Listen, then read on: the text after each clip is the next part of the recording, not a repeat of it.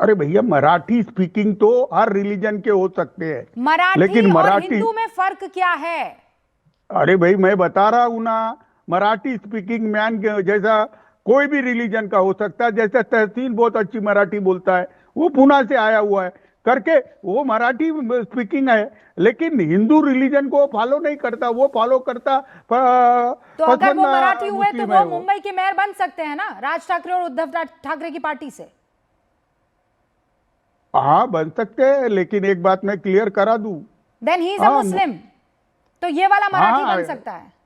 अरे भाई, ये जिस देश के अंदर राष्ट्रपति मुस्लिम बने, अरे जिस देश के अरे अंदर भैया, एक तो सब, आप ना गजनी मत बनिए। अभी 5 हाँ लाइन पहले आप कह रहे थे कि मेयर तो हिंदू ही बनेगा, है, और अब आप बोल रहे हैं कि नहीं, तहसीन पूनावाला भी बन सकता है। प्रभु, कहना क्या चाहते हो?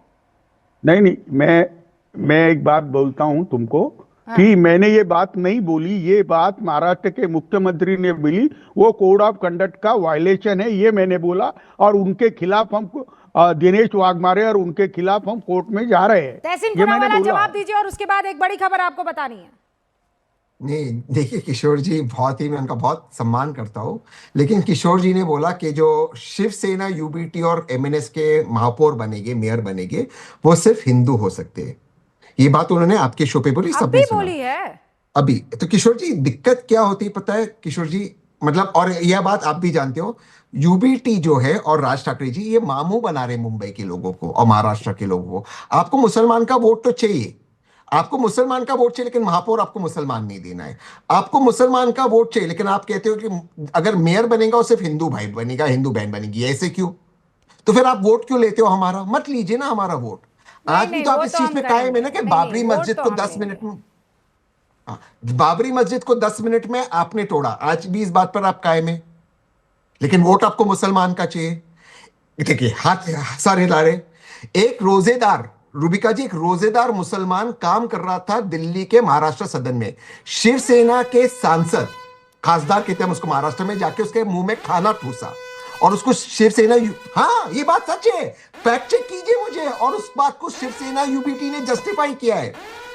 रूबिका जी, मुसलमानों को वोटिंग एक अधिकार, बड़ी खबर, तहसीन रोक रही हूँ आपको, बात बड़ी कह रहे हैं, लेकिन बड़ी खबर ये देखिए, बीएमसी के चुनाव के जो नतीजे हैं, भारतीय जनता पार्टी शिवसेना को 64 सीटों की बढ़त बता रहे हैं। कल्याण डोंबिवली नगर निगम में कुल 122 सीटें हैं, 64 पर भारतीय जनता पार्टी आगे चल रही है। बीजेपी प्लस को बहुमत मिलता हुआ दिख रहा है इन रुझानों में। बीजेपी और शिवसेना शिंदे गुट को 64 सीटों पर बढ़त दिखाई दे रही है। दूसरी तरफ नागपुर की बड़ी ब्रेकिंग जरा स्क्रीन पर लाइए। इस वक्त नागपुर से भी भारतीय जनता पार्टी के लिए एक अच्छी खबर आ रही है। नागपुर में 151 सीटों में से शुरुआती रुझानों में भारतीय जनता पार्टी 65 सीटों पर आगे चल रही है। नागपुर महानगर पालिका में सत्ता बनाने के लिए 76 सीटों की जरूरत है, और इस वक्त 65 सीटों पर भारतीय जनता पार्टी प्लस आगे चल रही है। बीजेपी नागपुर में इस वक्त चौथी बार सत्ता स्थापित करने के करीब दिखाई दे रही है, और नवाब मलिक का भाई कप्तान मलिक चुनाव हार गया है कांग्रेस के कैंडिडेट के खिलाफ। ये एक बड़ी खबर आ रही है, नवाब मलिक के भाई कप्तान मलिक के हार की खबर आ रही है। ये बुरी और बड़ी खबर नवाब मलिक के लिए आ रही है।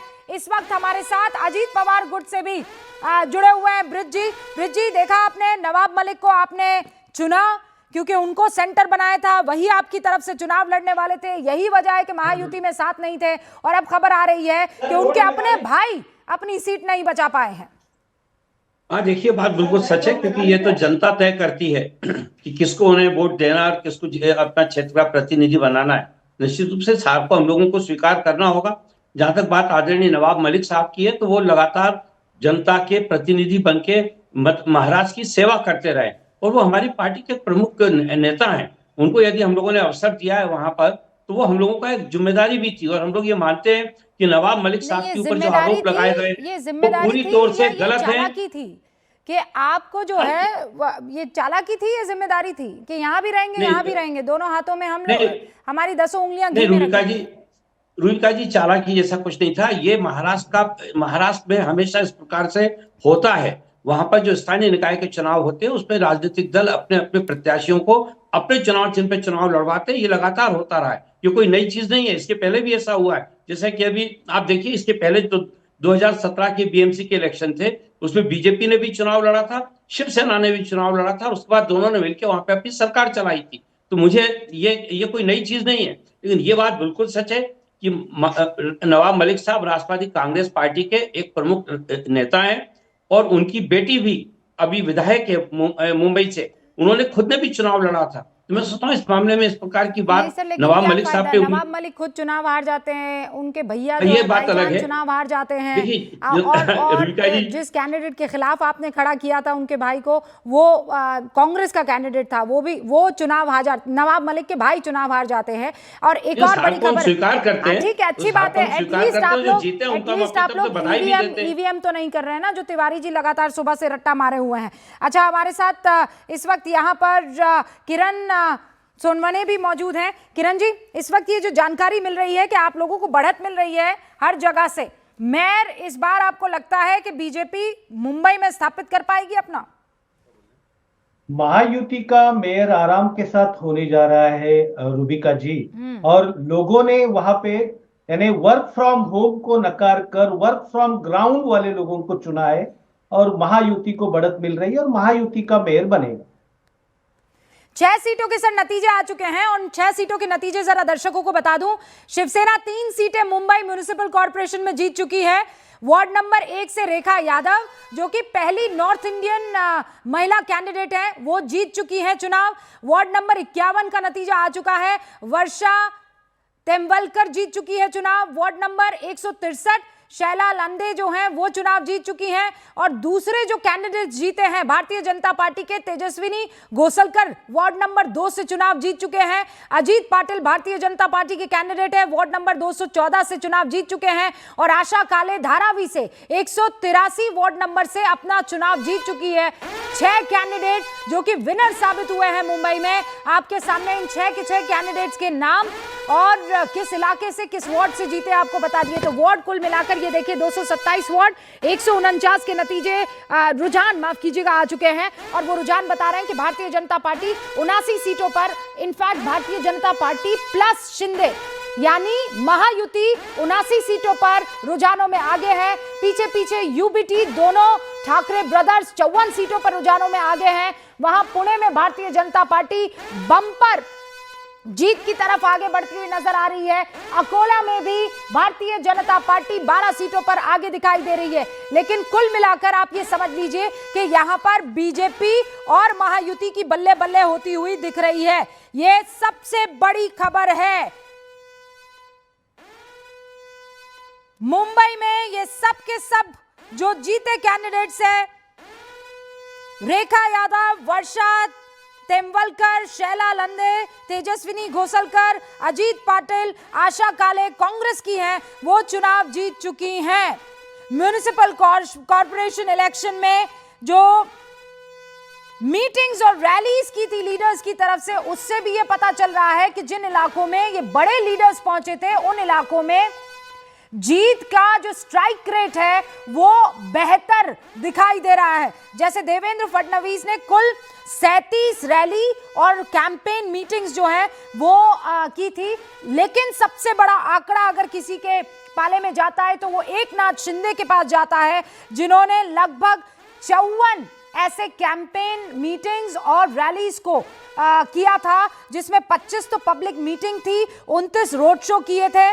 फिर उसके बाद अजीत पवार ने लगभग 25 ऐसे मीटिंग कैंपेन से जुड़े हुए मीटिंग्स और रैलीज की है। उद्धव ठाकरे ने 3 की है, जॉइंट मीटिंग्स नासिक में, थाने में और मुंबई में। राज ठाकरे ने भी 3 की है, जॉइंट मीटिंग नासिक में, थाने में और मुंबई में।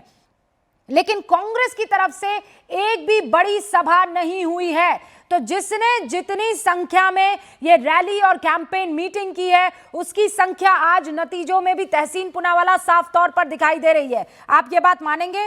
Congress big zero in big meetings, rallies और कैंपेन मीटिंग्स। तहसीन आपसे जी अगर मैंने लगा जी कांग्रेस को लड़ना चाहिए था, मैंने लगातार आपसे कहा है, मुंबई और पुणे में कांग्रेस का जन्म हुआ है और कांग्रेस को यहाँ पर फाइट करना चाहिए था। और कांग्रेस ने ना सिर्फ ये स्पेस खोया है, उसने मीडिया स्पेस भी खोया है क्योंकि वो जमीन पे थी नहीं। कांग्रेस ने एक गलती की है, मैं पूरी तरह से मानता हूं कांग्रेस को लड़ना चाहिए, क्योंकि आज भी जो कांग्रेस की सीटें आ रही, लोग आज भी कांग्रेस को चाहते हैं और आज भी चाहते हैं कि कांग्रेस रिवाइव हो। लेकिन कांग्रेस अगर लड़ेगी नहीं तो कैसे हो गए? कहां पर कैंपेनिंग हुई कांग्रेस की? ये लड़ाई हो गई देवेंद्र फडणवीस जी और ठाकरे भाइयों के बीच में। हमारे साथ बाकी सारे मेहमान भी जुड़े हुए हैं, जरा उनसे भी आपका तारुफ मैं करवा देना चाहती हूं, जो दर्शक अभी अभी हमारे साथ जुड़े हैं, क्योंकि लगभग अब 11:49 हों गए हैं और अब ये जितने भी रुझान हैं वो नतीजों में तब्दील होने लगेंगे। हमारे साथ यहाँ पर जो मेहमान जुड़े हुए हैं वो सुबह से देखिए गार्गी हमारे साथ जुड़ी हुई हैं। हम मुंबई से बीजेपी के नवनाथ की भी खबर आपको दे दें, ये प्रवक्ता रहे हैं लेकिन इन्होंने चुनाव लड़ा और जीत अपने नाम हासिल की है। मुंबई से बीजेपी के नवनाथ बन जीत चुके हैं। मुंबई से कुछ अच्छी खबरें आती हुई नजर आ रही है। गार्गी, जो बात आप कल से कह रही थी वो अब मेरे ख्याल से नतीजों में दिख रही है। जी, मैं कल से कह रही थी ना रुबिका कि ये जो ठाकरे भाई, ठाकरे ब्रदर्स का एक साथ आना, ये सिर्फ मीडिया में है, जमीन पे कोई असर नहीं है, जमीन पे कोई असर नहीं था। और मैं तहसीन के साथ इसमें तो सहमत हूँ कि तहसीन जो मैंने अभी तहसीन को बोला भी ना, सच्ची में कांग्रेस का कोई रैली नहीं था। ठीक है, हम लोगों मैंने तो बीजेपी को वोट दिया, ठीक है, हमने वोट दिया क्योंकि हम विकास के साथ है, विकास के सब लोग ज्यादातर। किशोर जी, आप ये मान लीजिए, जब लोग ये कॉर्पोरेशन के लिए कोई किसी को चुनते हैं ना, ऐसे किसी को चुनते हैं ना अपने रास्ते के लिए, स्कूल के लिए, सीवेज सिस्टम के लिए, सच्ची में कोई धर्म नहीं देखते हैं। कुछ लोग होंगे, हैंडफुल, बहुत सीमित लोग धर्म देखते हैं। तिवारी जी, तो ये जो आप बोल रहे हैं ना धर्म धर्म, ये सब कुछ नहीं देखते हैं। उनको जो लगा कि ये काम करने वाले विकास के लिए है, मैंने पहले शुरू में एक बोला था की त्याने क्या किया, त्याने काय केले मुंबईच्या विकासासाठी, काय केले त्याने, बताइए काय केले, काय केले है। मैं इतना मराठी बोल लेती हूँ। कोलकाता माझी जन्मभूमी आहे, मुंबई माझी कर्मभूमी आहे, तो मराठी इतना बोल लेती हूँ। तो त्याने केले काय बताइए आप। तिवारी जी, और ये जो नवनाथ जी जीते हुए हैं ना, ये मनखुर्द से जीते हुए हैं, ये मुस्लिम बहुल इलाका है। मुंबई के लोग बहुत पढ़े लिखे हैं। Okay Tiwari ji, late Tiwari ji respond now. Gargi, Tiwari ji बोलिए। नाही, गार्गी जी तुमची मराठी आवडली। अपमान कर रहे हैं, जुडिशियरी के अपमान कर रहे हैं और लोगों के अपमान कर रहे हैं, मतदाताओं के अपमान ऑलराइट कर रहे गार्गी जी, हैं, रुकिए। मतदाताओं का अपमान मत कीजिए। ओके तिवारी जी। देखिए, नवनाथ मेरे मित्र है और मैंने भी बहुत समय बीजेपी में गुजारा है, तो नवनाथ चुन के आया, इसलिए उनका अभिनंदन। लेकिन वो एक बहुत अच्छे कार्यकर्ता। बात बताइए ना, मानखुर्द से जीते हैं, ये बहुत टफ सीट थी, ये ऐसे ही नहीं जीत हो सकती ना, मुस्लिम बहुल इलाका है। अब मैं बताऊं, अबू आजमी का इलाका है और वहां 6 मुस्लिम खड़े हो गए, मुस्लिम के वोट बढ़ गए तो हिंदू उम्मीदवार चुन के आया, और हिंदू मुसलमान सबसे ज्यादा बीजेपी करती है।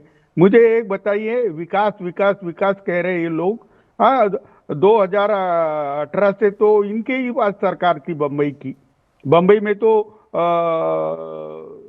इनका एडमिनिस्ट्रेटर था, जब एडमिनिस्ट्रेटर के हाथ में सत्ता थी। मुझे पता है आप सीरियस डिस्कशन भी कर सकते हैं। आप ये कह रहे हैं कि ये हिंदू मुसलमान बीजेपी करती, बीजेपी ने तो अपना एक चेहरा उतार दिया।